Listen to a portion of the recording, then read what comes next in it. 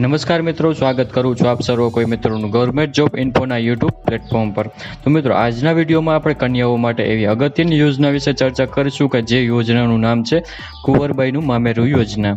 મિત્રો, આ જે કુંવરબાઈનું મામેરું યોજના છે તે યોજના અંતર્ગત કન્યાઓને લગ્ન સમયે ₹12,000 સુધીની સહાય આપવામાં આવે છે।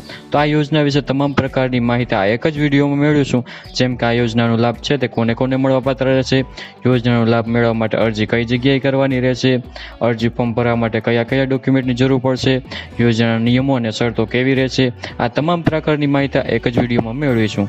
તે પહેલા વિડીયો ગમે તો લાઇક અને શેર કરી દેજો, ચેનલમાં નવા હોય તો ચેનલને સબસ્ક્રાઇબ કરી દેજો। તો ચાલો મિત્રો, વિડીયોની શરૂઆત કરીએ। મિત્રો, આ જે કુંવરબાઈનું મામેરું યોજના છે તે ગુજરાત સરકારના સામાજિક ન્યાય અધિકારિકતા વિભાગ આવેલો છે તેમના તરફથી અમલમાં મૂકવામાં આવેલી છે। તો સૌથી પહેલા આપણે ચર્ચા કરીશું યોજનાનો મુખ્ય હેતુ વિશે કે આ યોજનાનો મુખ્ય હેતુ શું છે। તો મિત્રો, અહીં કન્યાઓને લગ્ન પ્રસંગમાં ખર્ચમાં મદદરૂપ થવા માટે ગુજરાત સરકાર શ્રી દ્વારા આ યોજનાની શરૂઆત કરવામાં આવેલી છે કે જે યોજના અંતર્ગત કન્યાને લગ્ન પ્રસંગમાં સહાય આપવામાં આવે છે। ચર્ચા કરી યોજનાના લાભ વિશે કે યોજનાનો લાભ છે તે કોને કોને મળવાપાત્ર થશે। તો મિત્રો, આ યોજનાનો લાભ ગુજરાત રાજ્યના અનુસૂચિત જનજાતિ એટલે કે એસટી કેટેગરીની કન્યાઓ છે, અનુસૂચિત જાતિ એટલે એસસી કેટેગરીની કન્યાઓ છે, સામાજિક અને શૈક્ષણિક રીતે પછાત વર્ગ એટલે કે ઓબીસી કેટેગરીની કન્યાઓ છે, ઈડબ્લ્યુએસ એટલે કે આર્થિક રીતે નબળા વર્ગની કન્યાઓ છે। તો આ તમામ કન્યાઓને આ કુંવરબાઈ મામેરા યોજનાની સહાય મળવાપાત્ર થશે। ચર્ચા કરી યોજનાના નિયમો અને યોજનાની શરતો વિશે કે યોજનાના નિયમો અને શરતો કેવી રહેશે। તો સૌથી પહેલો નિયમ તો એ જ છે કે અહીં કુટુંબની પુખ્ત વયની 2 કન્યાઓને જ આ યોજનાનો લાભ મળવાપાત્ર થશે। જો પુખ્ત વયની 3 કન્યાઓ હોય તો 3 કન્યાઓમાંથી કોઈ પણ 2 કન્યાઓને જ લાભ મળવાપાત્ર થશે।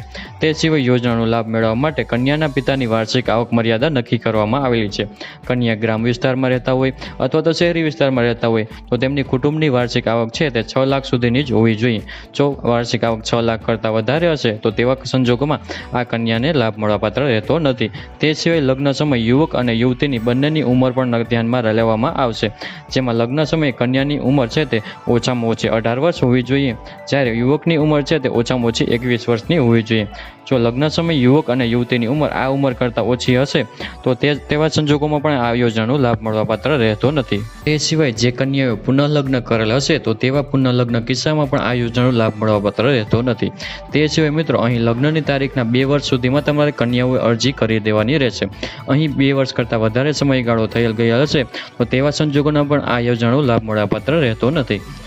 તે સિવાય મિત્રો, જે રીતે કુંવરબાઈ મામેરા યોજના અંતર્ગત સહાય આપવામાં આવે છે તેવી જ રીતે 7 ફેરા સમૂહ લગ્ન યોજનામાં પણ સહાય આપવામાં આવે છે। મિત્રો, કન્યાઓએ સમૂહ લગ્નમાં લગ્ન કરેલ હશે અને 7 ફેરા સમૂહ લગ્ન તેના નિયમો અને શરતો છે તે પૂરા કરતા હશે તો તેના સાથે સાથે 7 ફેરા સમૂહ લગ્ન યોજનાનો પણ લાભ મેળવી શકે છે।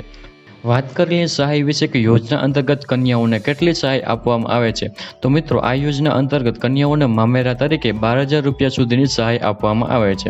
વાત કરીએ આપણે અરજી ફોર્મ વિશે કે યોજના અંતર્ગત આ યોજનાનો લાભ મેળવવા માટે અરજી ફોર્મ કઈ જગ્યાએ ભરવાનું રહેશે। તો મિત્રો, આ યોજનાનો લાભ મેળવવા માટે કન્યાઓએ ઓનલાઈન અરજી ફોર્મ ભરવાનું રહેશે, જેમાં મિત્રો એસસી કેટેગરીની કન્યાઓ છે, ઓબીસી કેટેગરીની કન્યાઓ છે, ઈડબ્લ્યુએસ કેટેગરીની કન્યાઓ છે તો તે કન્યાઓ જે ઈ સમાજ કલ્યાણનું પોર્ટલ છે ii-samajkalyan.gujarat.gov.in પર જઈને ઓનલાઈન અરજી ફોર્મ ભરી દેવાનું રહેશે। તે સિવાય અનુસૂચિત જનજાતિ એટલે કે એસટી કેટેગરીની કન્યાઓ છે તો તે કન્યાઓ ઈ1 બંધુઓનું પોર્ટલ છે ii1bandhugujarat.gov.in પર જઈને ઓનલાઈન અરજી ફોર્મ ભરી દેવાનું રહેશે। ચર્ચા કરીએ ડોક્યુમેન્ટ વિશે કે અરજી ફોર્મ ભરવા માટે તમારે કયા કયા ડોક્યુમેન્ટની જરૂર પડશે। તો મિત્રો, કન્યાનું આધાર કાર્ડ છે, કન્યાના પિતાનું આધાર કાર્ડ છે, કન્યાનું જાતિનું પ્રમાણપત્ર છે, યુવકનું જાતિનું પ્રમાણપત્ર છે, ત્યારબાદ રહેઠાણનો પુરાવા તરીકે કોઈ પણ એક ડોક્યુમેન્ટ આપવાનું રહેશે, જેમ કે વીજળી બિલ, લાયસન્સ, ચૂંટણી કાર્ડ, રેશન કાર્ડ, ભાડા કરાર। આ 5 ડોક્યુમેન્ટમાંથી કોઈ પણ એક ડોક્યુમેન્ટ તમારે રહેઠાણના પુરાવા તરીકે તમારે આપવાનું રહેશે।